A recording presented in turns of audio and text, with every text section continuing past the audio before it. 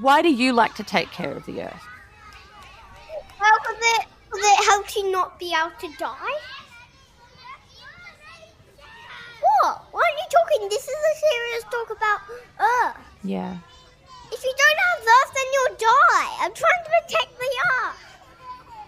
Ash, who is this? This is Will. He's just graduated from Australia's first carbon-neutral kindergarten. That's so cool. And this is his little sister, Isla, who's 3. We don't pump Mother Earth.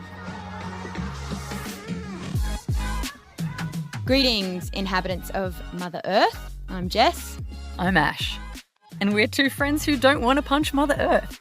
In Australia, we punch way above our weight in greenhouse gas emissions, especially when we include our exports. We are the 5th largest greenhouse gas emitter in the world. But we've just found out that Australia could be a renewable energy superpower. So why aren't we there yet? And what's holding us back? And what can we do to pack the biggest punch and speed up the renewable revolution? How easy is the transition from non-renewable, like coal mining and things, to renewable? It's a grid network. I've heard about a grid, but I've never really heard too many details. I'm a renter, so I can't do solar panels, although I certainly would like to. Is solar legitimately a good investment? I just simply do not understand why there is so much government hesitation to move towards investing more in clean energy. So we're using this podcast to figure out what we can do to make the world heaps better, with the help of our planet-saving friends at Greenpeace Australia Pacific. I'm trying to save the planet. Because trying to save the planet is heaps better together. But first, pack your lunchbox. Yes, you can have some tiny teddies. We are going back to school.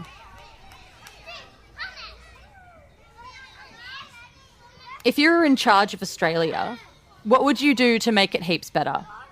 Don't throw garbage in our back garden. Oh, Ash, I really don't want to dump garbage in her garden. I don't think anyone does. She's super cute. What's the carbon neutral kinder like? I mean, it's in Victoria, so they were in lockdown at the time, which is why we're doing Zoom interviews. That is recording now.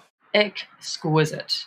So I asked director Jenny Whelan to tell me what it's usually like at the carbon neutral kindy.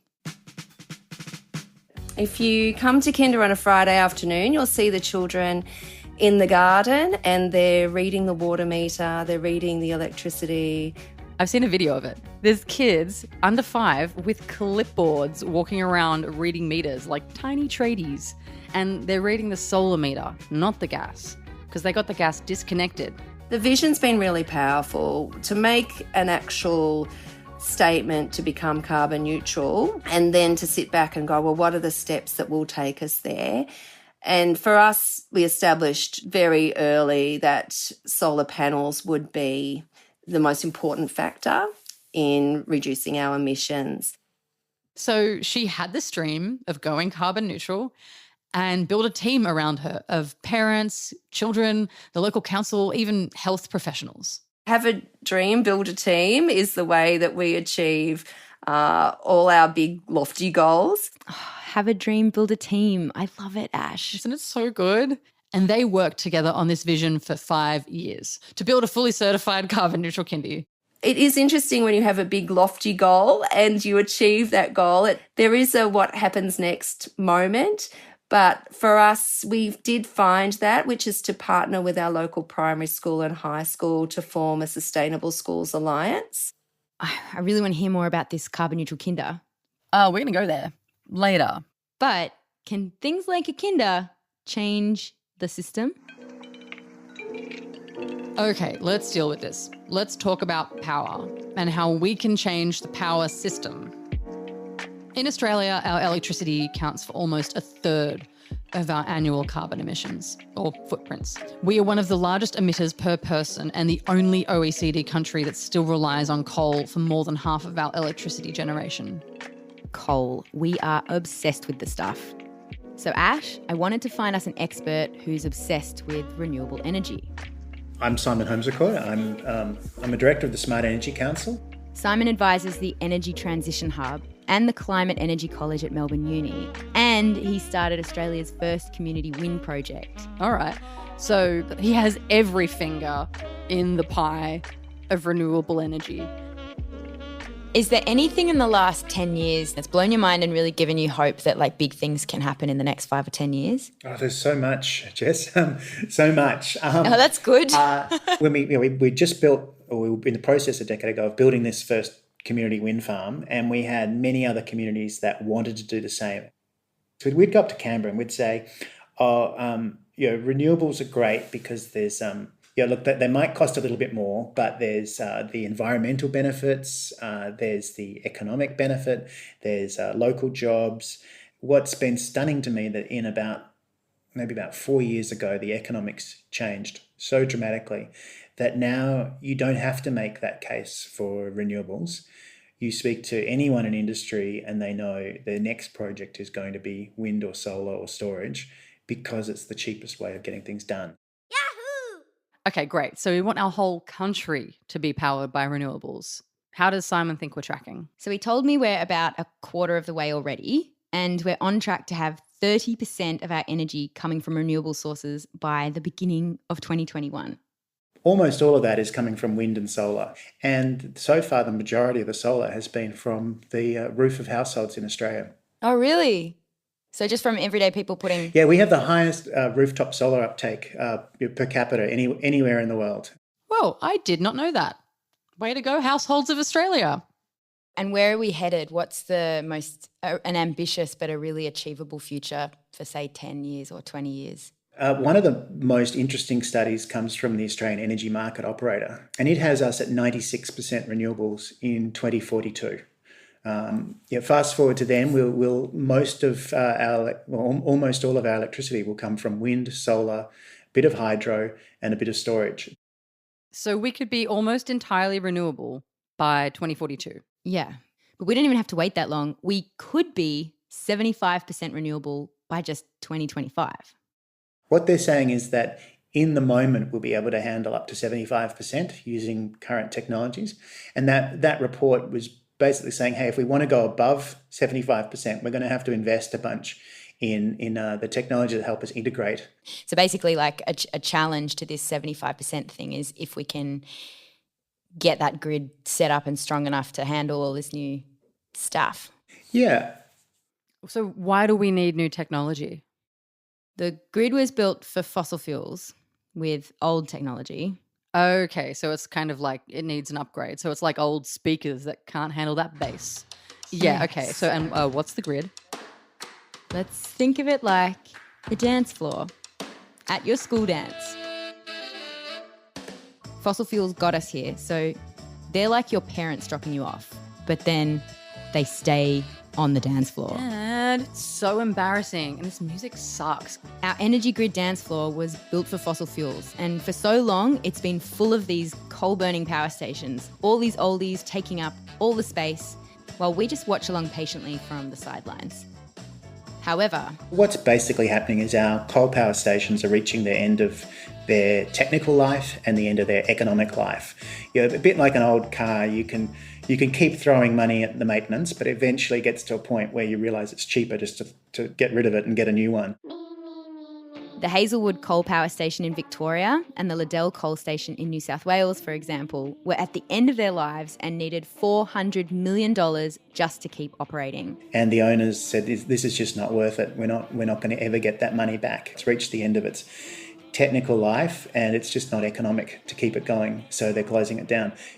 So our daggy old parents are finally shuffling off the dance floor anyway? Let's say they're retiring. One by one, our coal power stations are closing down. We've closed 13 in the last 6 years, and we've got 19 to go. They'll just fall over one by one as they reach the end of their life. Okay, 19 to go. 19 daggy old coal power stations still booging on the dance floor. But we've all got rooftops, and on those rooftops, we can put solar panels, and then any excess power that we generate goes back into the grid. So we don't actually need coal anymore because we're making the power ourselves and we're flooding onto the dance floor. Yeah, it's like, thanks for bringing us this far, Mum and Dad, but it's our time to dance. And all this technology and solar panels and batteries to store all the excess power that we generate, it's all getting cheaper too. Oh my gosh, renewables is like the hottie on the dance floor. Radiant like the sun, hair blowing in the wind turbine, takes me in their arms and... Yes. So with all these new dances, the grid needs a little bit of updating. We have about 2.5 million households with solar on the roof, and that requires more technology. So we need to demand a better sound system. Yes. But the more of us dancing on that dance floor, Feeding renewables into the grid. the larger the flow of investment and jobs and technology to improve that grid. So it can handle all of this new energy coming in. Exactly. And the less room there is for boring, outdated, old and dirty coal. Okay, so what I'm hearing is we're actually trying to reduce our emissions, right? It's not right to say that we're trying to reduce our emissions. Sadly, we need policy for that. Oh, we're not trying. Well, the government isn't prioritising reducing emissions for reducing emissions' sake, but Simon says it's happening anyway. So it's almost like it's a sideshow what's happening in the politics and media, that if we look at any of the statistics on where we're going in the electricity sector, it's rapidly moving. We've built more renewables in the last 3 years than we did in the 30 years before then. This transition is well underway. Okay, Jess, so I'm actually really psyched on this. When Simon says that the transition is already happening just because it makes more economic sense, I read up, and Australia's most respected economists are legit talking about how Australia could be a renewable energy superpower, like globally. Even our chief scientist, Alan Finkel, is saying that we should be aiming for 700% renewables. 700? Yeah, so How does that even work? Right? And then my brain just explodes, coats the walls, and then when I scrape it back, put it in my head, I'm like, that's not how math works. And they say, no, it is, because we get 100% renewable energy here, right? And then we sell our excess energy overseas. We export it. We lay down a giant underwater extension cord and plug in Southeast Asia, for example, and pump the excess sun or wind power out to their grids. We're exporting renewables instead of coal. It's Exactly. like the ultimate dance floor right there. I know, right? And the more I look at this, like, okay, so more countries are setting renewable energy targets, which means they're no longer going to be needing our coal. And China's like one of our biggest buyers, and they've just announced their plan to go carbon neutral. And so I guess we can't really keep being a coal superpower. There's a little problem. We don't have a coordinated plan in Australia for shutting these power stations down. The transition's happening, it's locked in, but it's either going to be disorderly chaos or managed or a managed transition. And both start from where we are and both end up at the same place. But the managed transition is cheaper, more reliable power, and workers will get looked after and won't be disruptive. Whereas the chaos, people will get hurt and it'll cost more than it should. I mean, this is the thing I don't get. The whole world is basically saying that we need a green recovery from the pandemic. We can use those funds that are being mobilized to stop economies from collapsing to build a better future. But I keep hearing so much about gas in Australia. Well, I asked Simon about that. All right, can we talk about gas? Because there's been all this talk about, the COVID, Sure. gas-led COVID recovery, and Prime Minister referring to gas as a transition fuel. What does it mean? Do we need gas? Is gas really a transition fuel? Is this going to help our transition or hinder? Yeah. So that phrasing that gas is a transition fuel is what people used to say a decade ago. So a couple of things. In Australia, we have some of the world's best resources for wind and solar, which means that we have some of the cheapest renewable energy production in the world. Meanwhile, we don't have cheap gas. Our gas costs 2, 3, 4 times as much as US gas, because when we go fracking, we don't pull out any oil. We frack and pull out gas, and it's a much more expensive operation if that's all you're getting out of it. So we're in the middle of a crisis. A lot of people have been advocating that we should use this opportunity for to decarbonise our economy. But Australia, which our politics are significantly in the thrall of the fossil fuel industry, that industry has seen this crisis as an opportunity to extend, to further their interests. So there are no technical or economic reasons why we should be looking at gas right now. The technical and economic cases are actually very, very weak. It's just politics and vested interests, this gas. It's really just a missed opportunity, I think, to an opportunity we could be using to decarbonise, but we're going to faff around the edges debating gas for the next 6 months or so, and nothing major is really going to happen on that front. Hold up. Who is the government actually dancing with here? Are you sure you want to know? Yep, I'm ready. All right. Bubbles? Yeah. We interrupt this podcast to bring you a message from your hosts, Ash and Jess. Cheers. Every now and then, it's important to take a break, find a buddy, have a movie night, make a bowl of popcorn, and learn about the vested interests slowing your country down from flicking the switch and turning off fossil fuels. Tonight's film, Dirty Power, comes courtesy of Greenpeace. While much of the world is taking decisive action on climate change, Australia is going backwards. Carbon emissions have continued to rise since 2013. We're not going to play you the whole thing right now, but for a taste, here's all the parts that made us gasp. What? Environment Minister. What? It's in coal. Oh, no. What the It heck? doesn't even feel real. What? Adani has been a little Aussie battler. Oh my God, they're international. God, wait. I'm gonna rewind that. I think a lot of us have a feeling that there are these dirty dealings, but watching Dirty Power shows you how it's actually all connected. It's like a map. Yep. Everyone should watch Dirty Power. It is 15 minutes long and you will find out so much about just how deeply our political parties and certain media organisations and even sneaky nonprofits with innocent names like the Great Barrier Reef Foundation are all deeply tied to each other and to fossil fuel groups. The link to watch Dirty Power is on the Heaps Better website, and you can get there via the show notes. So back to Simon. If this is genuinely slowing things down, what do we do about it? Okay. So it's frustrating that we could do this faster and cheaper if there was federal coordination, if we were, if we didn't have the feds trying to trip us up at every point. But this transition is absolutely happening, and we've got to keep fighting the forces that would want to slow that down. But I think success is assured in that sector. Not fast enough. We've got to make sure these coal power stations close in the next 10 years, where right now they're on a path to close in 20 years. So these 19 coal stations are already set to close in about 20 years, but we've got to get them shut down in the next 10. So, alrighty, lessons. What is, in your experience or your mind, the one thing that I can do as an average Australian to contribute to speeding up this transition or to support the renewable industries? So on the home front, if you own a north-facing roof in Australia, put solar on.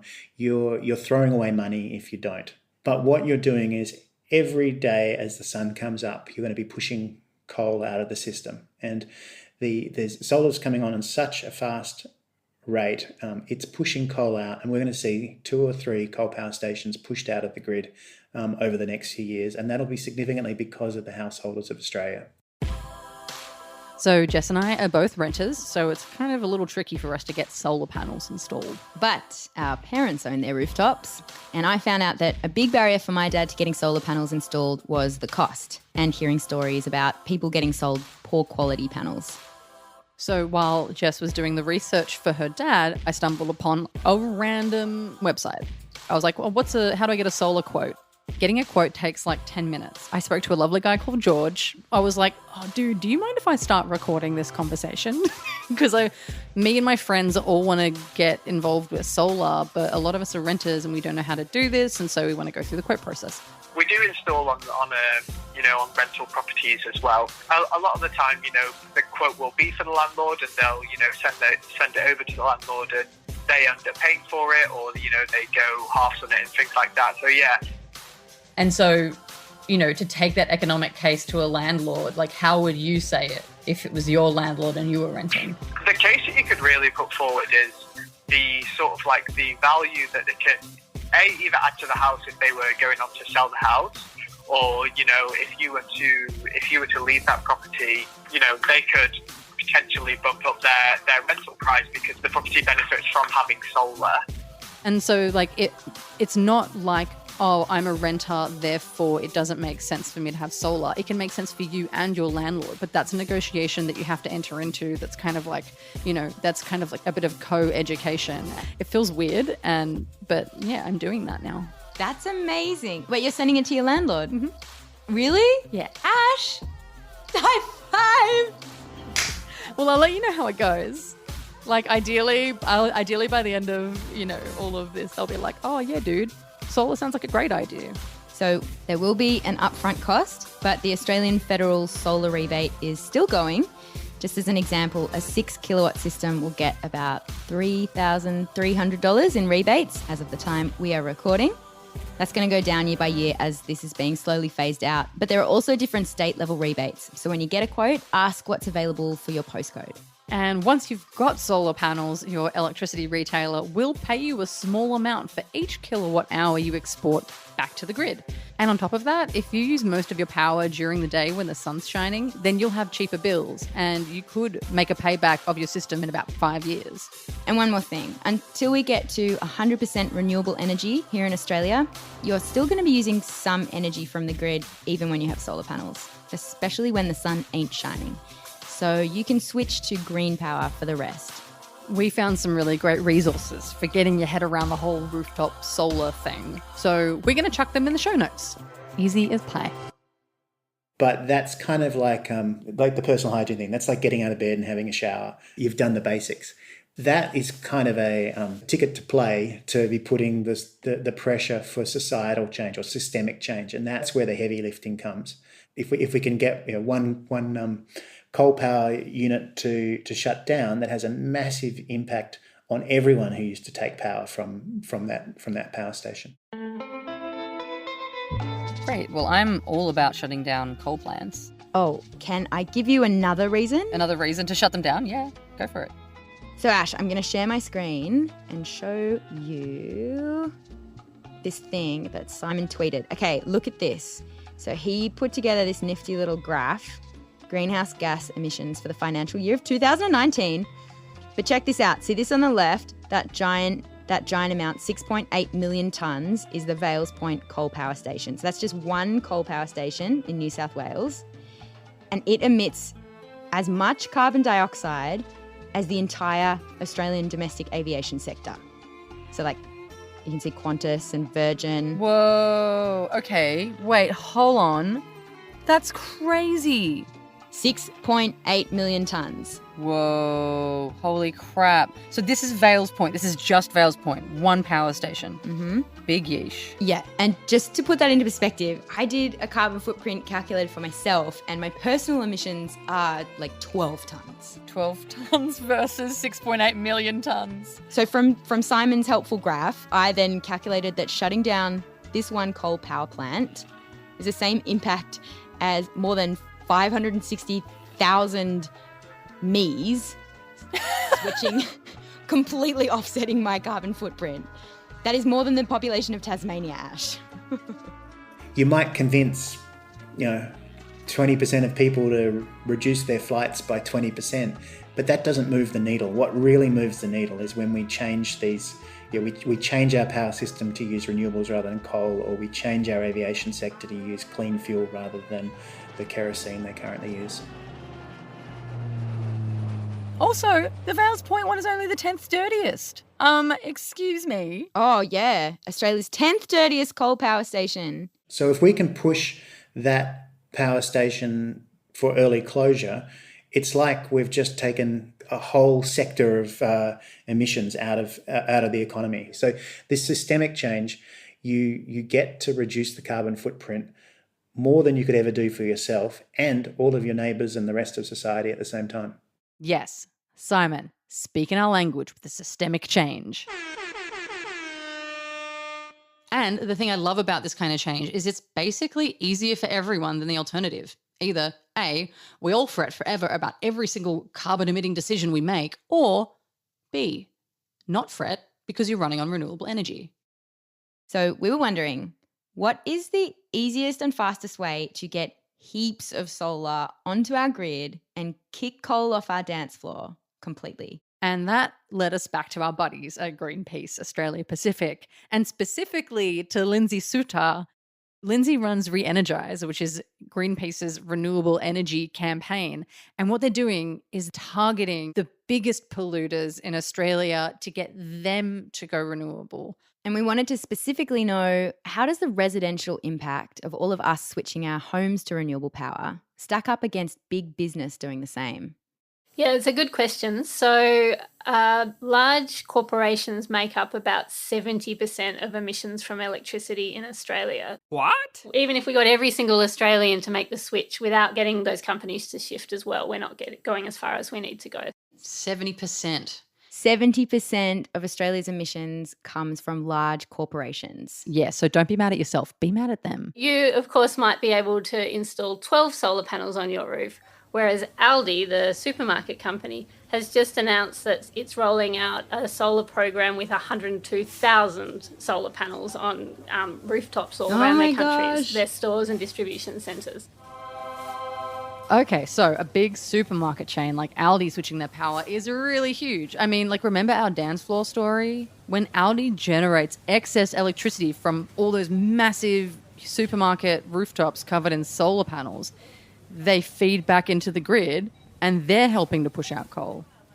So Australia's biggest emitters have to report how much they're polluting each year to the government, and that information becomes publicly available in a database. So that's how we've got this data. We've pulled it down off the Clean Energy Regulator's website and trawled through it to look at, I guess in particular, which are the big brand companies, because they're the ones we know as consumers and as members of the public that we can really have an influence over. And they're the companies we're targeting initially with this campaign. So we're rolling through the list of big businesses on the Re-Energize website right now. Okay, so that's reenergize.org. And we're scrolling through the list of the dirtiest businesses in Australia. Let's go find out what companies. Lion. JB Hi-Fi. Oh, yeah, no go good. you guys. No good. Oh. Make some demands. You would think that Apple would have done better. So Woolworths is ranked 6 on the list of the largest electricity users in Australia.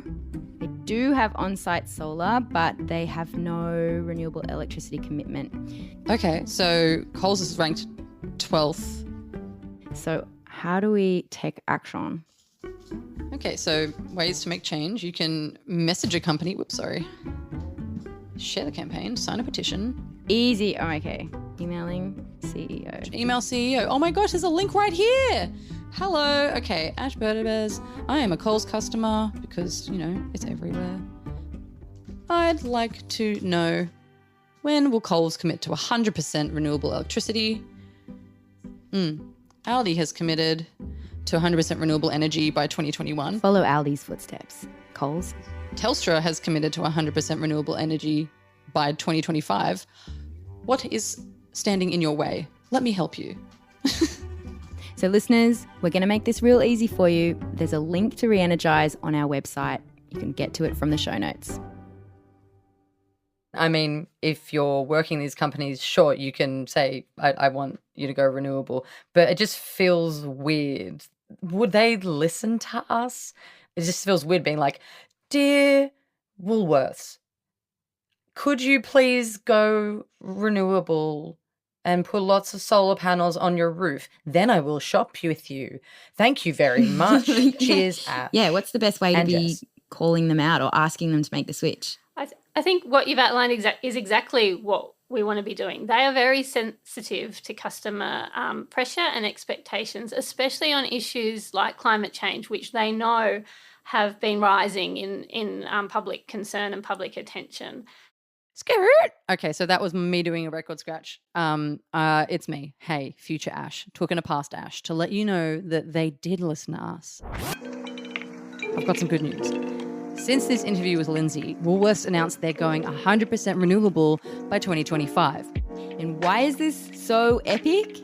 Because Woolworths represents 1% of Australia's entire electricity usage. They have a power bill of like over $1 million every day. And instead of supporting fossil fuels, soon that money will be going towards clean, renewable energy.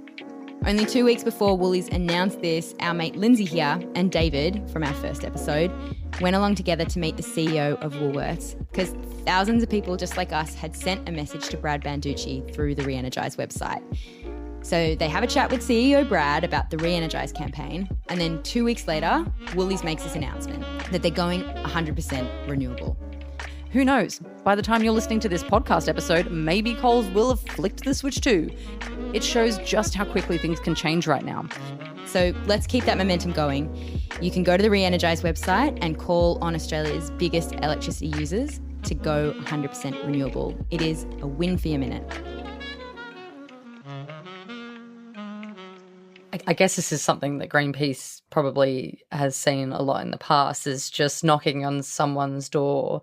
I mean, that someone being a big company who's not doing the right thing is enough sometimes for them to go, oh, maybe we don't want this kind of attention. Maybe we'll change ahead of time before you have to launch a campaign against what we're doing. So yes, we absolutely are seeing companies I guess trying to get ahead of some of that attention or scrutiny. And interestingly, we were launching a renewable beer or a sun-powered beer campaign just before Christmas at the end of last year, asking Asahi and Lion, the two other big brewers in Australia, to match Carlton and United, who's the third big brewer, who had already made the commitment to 100% renewable electricity.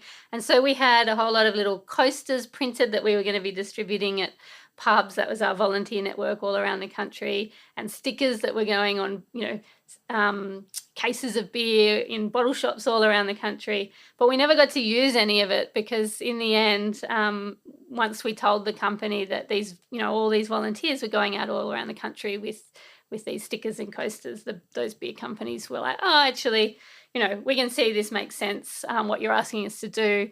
We're already on this path. We're already investing in renewable energy. Let's just go the whole way to 100% renewables. And so they ultimately decided to make the commitment before we even really got going. Oh, that's so good. That. Oh, my God. It's great. I mean, but I think it also speaks to how doable this is. Like it is now at a point where switching to renewable electricity for these companies, it does just make sense. So Christmas 2020, one of the silver linings for 2020, we can have sun-powered beer. So by 2025, all beer in Australia will be 100% renewable powered. So these companies have made the commitment to make the switch, to make the transition, but that's not something that can just happen overnight. They have to do the work to sign those deals with the wind and solar farms and to get all those solar panels up on their facilities. That takes a bit of time, but certainly making that commitment and sending that clear signal about where they're going as a company and also where the world is heading is really important. Yeah. I'm looking forward to sinking a few frothies with a clean conscience. Speaking of solar-powered beer, Lindsay gave us a pretty great solution for people who are locked out of rooftop solar, like us, who are renters or people who live in apartments and have small rooftops or who don't get a lot of sun. And the solution involves beer. So Lindsay's a renter, just like us, and she has invested in a solar community project on the rooftop of a brewery in Sydney called Young Henry's. These community projects that are sometimes called solar gardens basically work like a community veggie garden where you can buy a plot of panels in a huge community solar farm. I like that. You can buy a little plot. So as opposed to, you could have like a little plot in a veggie garden, or you could have a little plot on a roof of solar power. And, they're an awesome way for local businesses with large rooftops like this brewery or schools or maybe a supermarket to make the most out of their big sunny rooftops while their local community get the financial benefits of solar. And any excess energy from the solar gardens gets fed back into the grid. You get dividends in the case of this Young Henry's brewery rooftop solar, or in the case of things like solar gardens, you get savings on your electricity bill just the way you would if you had your own rooftop solar. So we're going to chuck a little link on the Heaps Better website and in the show notes of this episode so that wherever you are in Australia, you can check out what's happening around you. And if you too are locked out of rooftop solar, you can still get a slice of the pie. Hi. Hello, Richard. Hi, how are you? How are you doing? So good, so good. So nice to bow. Cheers. Where are we, Jess? Well, Ash, we're sipping on a delicious solar-powered beer at the Young Henry's Brewery in Sydney, that one with the community solar project that Lindsay invested in. And we're walking through the back of the brewery with the owner, Richard Adamson, past these giant vats of green algae they're growing from the CO2 from the brewing process. Richard tells us that each vat of algae here produces the same amount of oxygen as a hectare of forest. So thanks to this algae and the solar panels, the brewery is aiming to be carbon negative. Jess really loves seaweed. But we're here to talk about solar. Is it expensive for you as a business to have done this? I know it gives dividends back to the community who've invested in it, but as a business, has it been costly? No, also, that was the beauty of it, that there was actually no upfront cost on our part. We just signed that agreement that we would lease it over the period. I think it's 10 years. And that was it. I think that money is much better in generating electricity now than it is probably getting interest out of the bank because the interest rates are so low. So even my dad is a bit of a skeptic, has gone, I'm putting solar panels on the roof. I was like, wow, okay, that's amazing. I love that. I want to get my dad to put solar panels on his roof. That's my goal at the moment. Well, I think you put an economic case to him and he might just go, well, you're right. Because that's where it stands at the moment. It does make more financial sense to invest your money in solar panels for home generation. Fascinating. It's kind of like I was sort of surprised that young Henry was doing so much. And then I thought again. And I was just like, oh, well, like being a brewer is just kind of like being a scientist, but you get to wear like a T-shirt rather than a white coat. That's right. I did say to my science teacher from high school, if I knew I'd be using all this science in brewing, I may have paid more attention. And we had a science teacher bring these students down to say, hey, look, these guys use science every day. There's a full lab upstairs. They just got like tattoos and beers and look a little bit cooler than we do. So like maybe you might pay attention in class. And I was like, that's cool. I like that. Okay, that's a real cool teacher. Imagine your teacher taking you on an excursion to a solar-powered brewery. Yeah, kind of reminds me of a solar-powered kinder from the beginning of this episode that you were going to tell me more about, Ash. I didn't forget. Okay, so let's bring Jenny Whelan back. And we talk at Kinder a lot about curious questions. We actually, it's like an ongoing theme. What's the curious question? And I just really encourage everyone to just keep asking those curious questions. Like, why do our schools not have solar panels on every roof? Why would we build a school today without a full solar installation on the rooftop?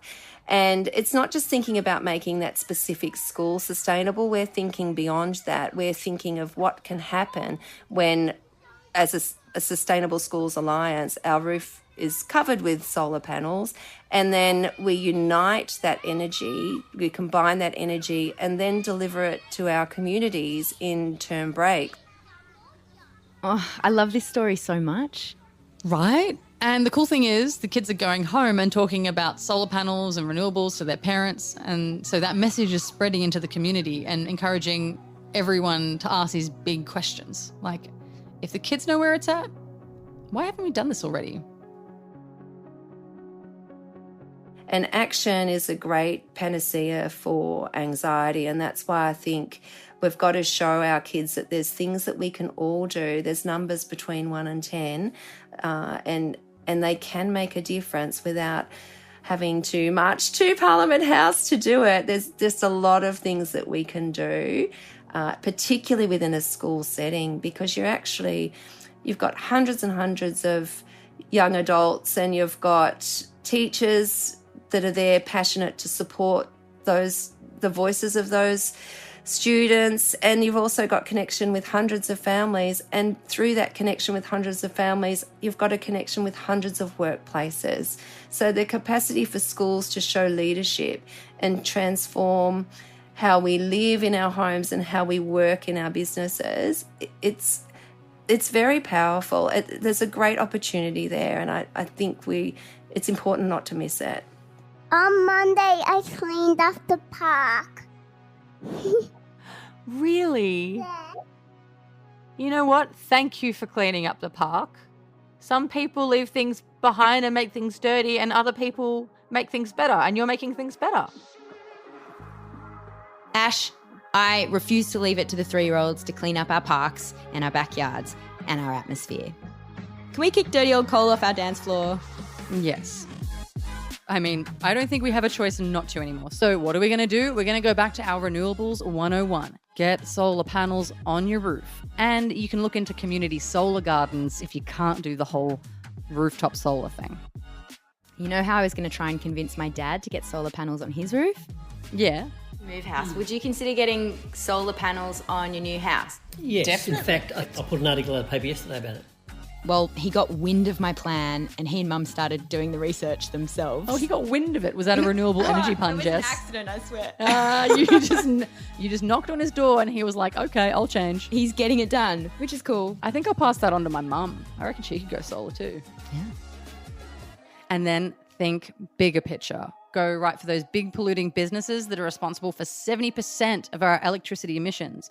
So you can go to reenergize.org and call them out to flick that switch. Greenpeace has literally done all of the hard yards for you, and so this is now the easiest action. And look, if you're feeling really gung-ho, then channel Albert Park Kinder or Young Henry's Brewery and get your workplace, school, university, whatever, to flick the switch to renewable power. All those things will get more fun renewable dancers onto our dance floor grid and kick old fuddy-duddy coal out. The power is ours. And one final word from our future PM. Solar panels save the world! To make this hella easy for you, the Greenpeace team have put together a step-by-step action plan. It's on the website at greenpeace.org.au/heapsbetter. Everything you need is in there, and there's a link in the show notes too. Ash, I got another big tip from Simon Holmes but I was holding off telling you. He said that one of the biggest things that we can do to stop coal and fossil fuel projects is actually to switch our banking and super. I've been meaning to do that, but seems like big effort. In the next episode, we're going to work out whether our money is actually financing the climate crisis, and if it is, how we can fix that stat and use it as a tool for good instead. Subscribe to Heaps Better on Spotify, Apple, or wherever you listen. And if you like what you heard, please rate and review this podcast. It's a huge help. Heaps Better is a podcast made by us, Jess Hamilton and Ash Berdebes, with Greenpeace Australia Pacific and Audiocraft by our side. The mixing engineer is Adam Connelly, EP is Kate Montague, and the creative lead at Greenpeace is Ella Colley. We acknowledge and pay respects to the traditional custodians of the land this podcast was created and the enduring legacy of sustainability and land care in this country. A huge thank you to the Greenpeace team for getting us out of the weeds and showing us the bigger picture, especially Lindsay and the team behind the Re-Energize campaign and the Dirty Power doco. Thank you to Simon Holmes and the many experts who wrote books, papers and guides that helped us make sense of all of this and who are chipping away every day to bring on the renewable revolution. And thanks to Jenny and Leslie from Albert Park Kinder. And of course to Will and Isla for cleaning up our parks and dreaming big. With kids like you, we know the future is in good hands. And thank you for coming with us. Together, we are Heaps Better.